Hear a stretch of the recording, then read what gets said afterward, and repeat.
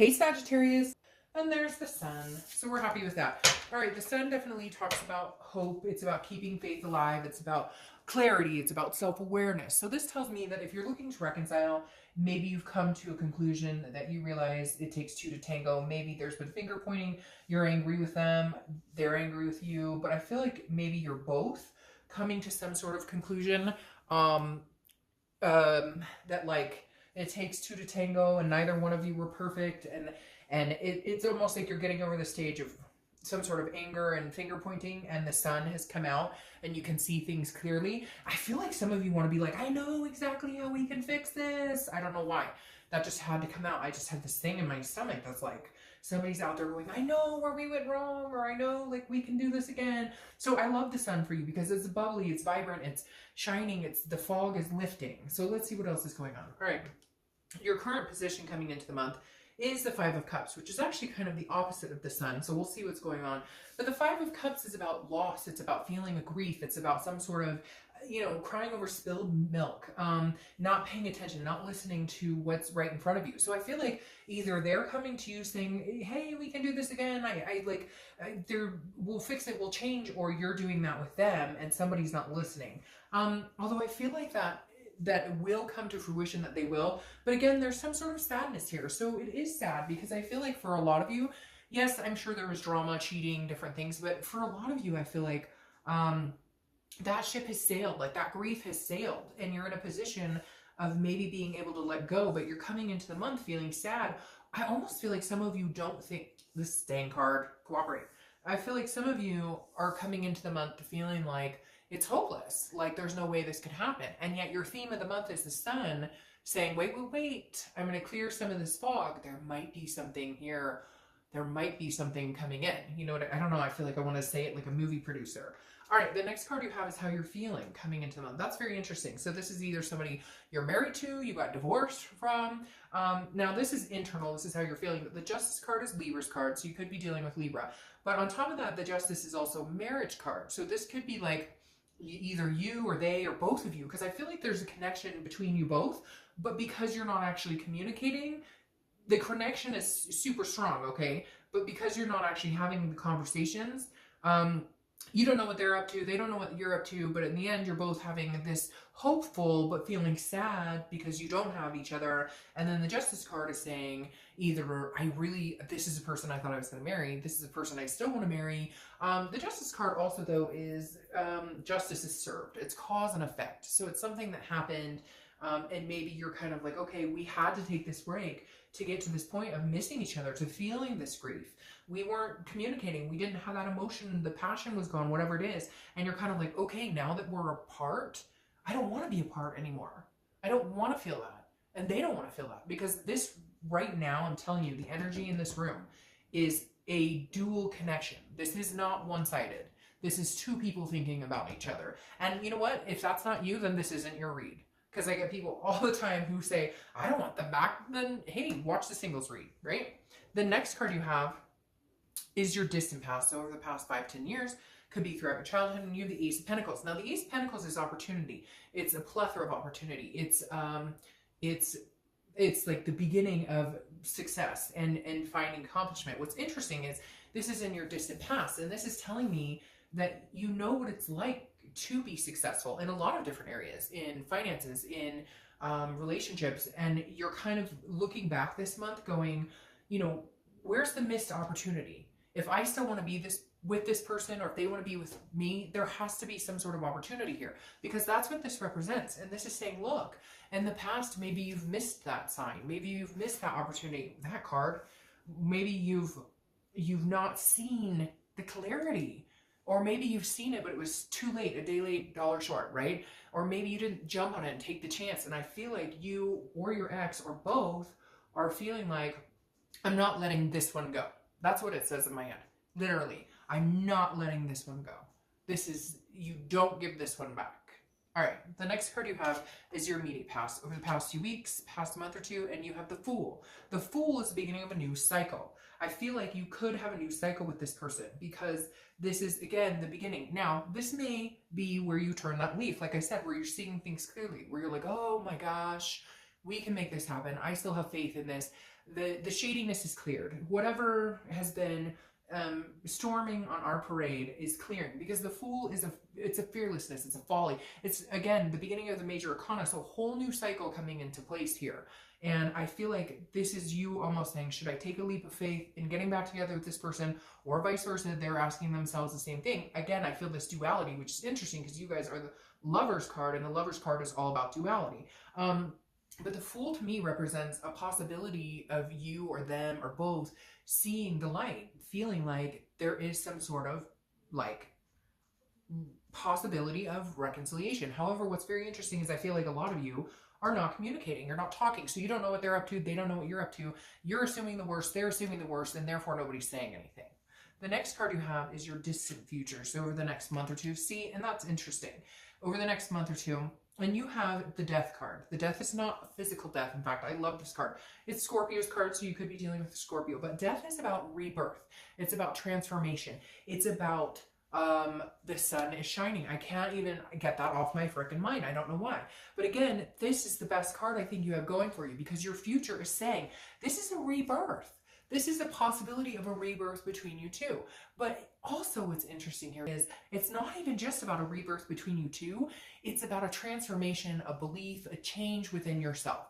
So this could pertain to this person, or this could pertain to self-love. This could pertain to, guess what, if it doesn't work out with this person, that's okay, because you're ready for the future. Whatever you've been doing or whatever you're going to do over the next few months is going to gear up to whatever is coming your way, to almost, it feels almost like a destiny or some sort of karmic resolution, because again, this is some sort of change. Now, it could be kids. I mean, she is pregnant and there is a kid right there. So it could be, you know, maybe you're having kids, maybe you're already pregnant, or maybe your significant other is pregnant, or your ex is pregnant, etc. I don't know why that popped in. I'm sure that may resonate with like one person, but there is something going on with the child here. I always see that in this card, but for some reason right here it's significant. Maybe you have kids with this other person, etc. You get the drift. But I like this card for you because this says no matter what's coming, the storm is clearing, the change is coming in. The next card you have is your immediate future. So over the next few weeks, the Knight of Pentacles, hard at work, dutiful, cautious. So I feel like you're going to continue to keep your head in the game of life, right? Before, there may have been some devastating blows because of the breakup, because of the non-communication, because of the sadness, the grief. But somewhere along the lines, this month, it's like, you know what, I'm just going to work hard. I'm going to work hard at life. I'm going to be the best me I can be. I'm going to start on these changes and transformation. And hopefully we can come together at some point and maybe share that together. Maybe share what's been going on. Maybe share that transformation and that and those changes, etc. Because the Knight is somebody who's very dutiful. They're working for the end game, but the greater good, something much bigger than themselves. The next card you have is anything that's going to be tangible throughout the month. So it could be the beginning, middle, end. It can last for a day, an hour, etc. And you have the Page of Pentacles. The Page of Pentacles is very interesting. These go along. This is hard work. This is pragmatic. This is responsibility, but it's also aspiring for something bigger. There's something here that says to me, some of you are turning like a big leaf, and it's not like a maple leaf. It's like a banana leaf, okay? It is literally like something so significant in your life. You're making changes. But again, it's because I feel like you've all of a sudden got this clarity of like, holy shit. Now, it could be clarity because this person's like gone and maybe you needed them gone, so you could see what you needed to change in yourself. You could see the areas you were missing, work, career, family. Maybe you were kind of putting that on the back burner because of this grief, because of the sadness, because of what had been going on. And now you're able to understand that you can have a both. You can have the ex, you can do that and still maintain. But for whatever reason, you weren't able to do it before. I think there was fighting, there was jealousy, there was arguments, maybe infidelity. But now I feel like it's almost like a maturing. I can't explain it, like a growing up. And some of you are gonna be like, I am 55, and I get that totally. But at the same time, we grow and mature our entire lives. Like, believe me, we all do. So this just is some sort of like, you've upped the responsibility factor, and you've upped like the importance of all of the things in your life. Like, you've realized what you're fighting for. The next card you have is how you're feeling throughout the month. Again, could be beginning, middle, end, could last for a day. You have the Queen of Wands.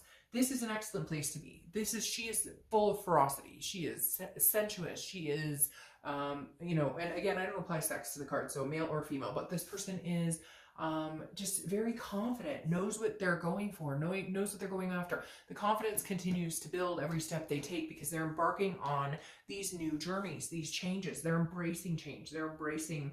Now, for some of you, this could be that this person is no longer going to be in your life, and all of this is coming to fruition because they're not.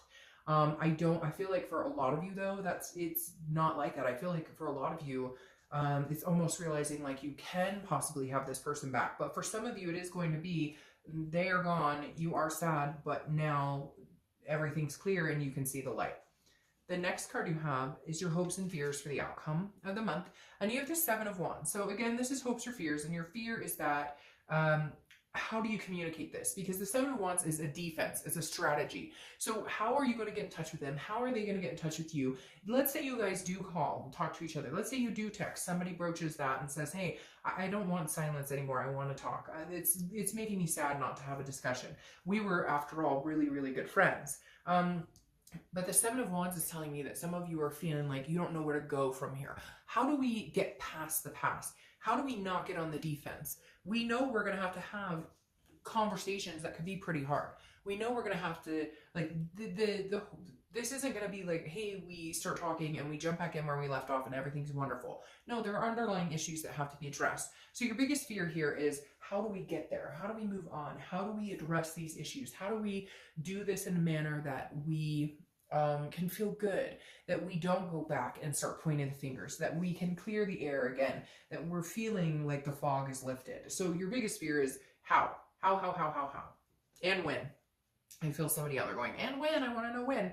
The next card you have is the Three of Wands. I love this for you. The Three of Wands is about teamwork, but so the Two of Wands is about planning something, okay? If you pulled the Two of Wands, it would be planning, looking forward, growth. The Three of Wands is about planning together. So the outcome is planning a future with somebody else. So the Three of Wands is saying you're in it, they're in it, but I feel like you guys don't know that each other is in it. Or you're thinking, of course, they're not in it, or you're wanting to not be in it, but in reality, you really want to be in it. I feel like, I know that sounds confusing, but it's almost like mind games, like, or again, a lack of communication. So you're blind, they don't know what you want. You're assuming they moved on, they're assuming you moved on. And for some of you, this is somebody that maybe you've been away from for a long time, but they've been on your mind, you've been on their mind. Again, some sort of dual connection here that can't be denied at this point. But the Three of Wands is about making the step. They go together very well, because the Three of Wands is like, where do we go from here? Okay, let's say you guys communicate and you both want each other back and you both love and care about each other and you still want that type of, you still want to move forward. How do we go about getting that? What do we do? He's focused. Like, okay, where do we go from here? So that's a conversation that's going to be had.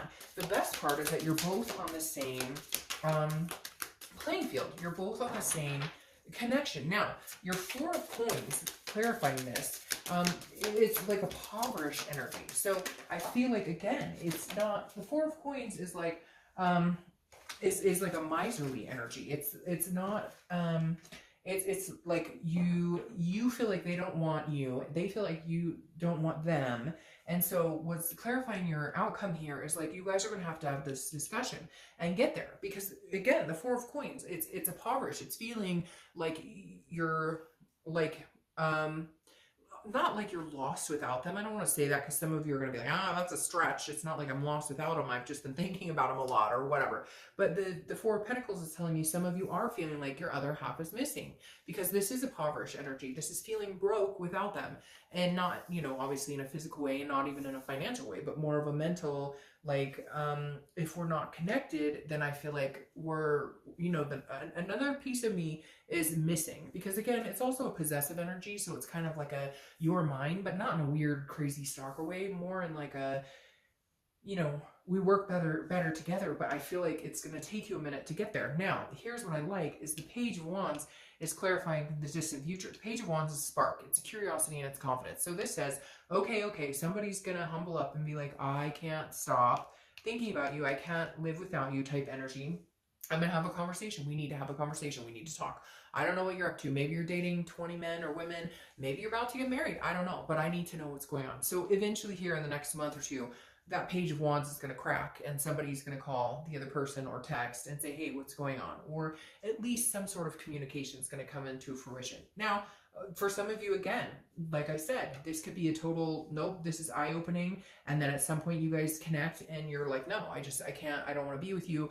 And this spark and confidence and curiosity comes out with somebody else. But for whatever reason, like this is that person you've been thinking about. Maybe hard. And I know I'm going to get people who, you know, message me and say, oh, that's crap. They don't talk to me. They're married. They're okay, fine. Then not your situation. But if you're feeling enough to where you want to know what they're up to, for you guys right now, I have a feeling they're in that very same headspace. And I don't get that feeling a lot. A lot of times there's still the connection, but one person's going in one direction, one person's going in another one. But for some reason, the clarity is now. Like the time, I'm being told like the time is now. Like the seeker is now.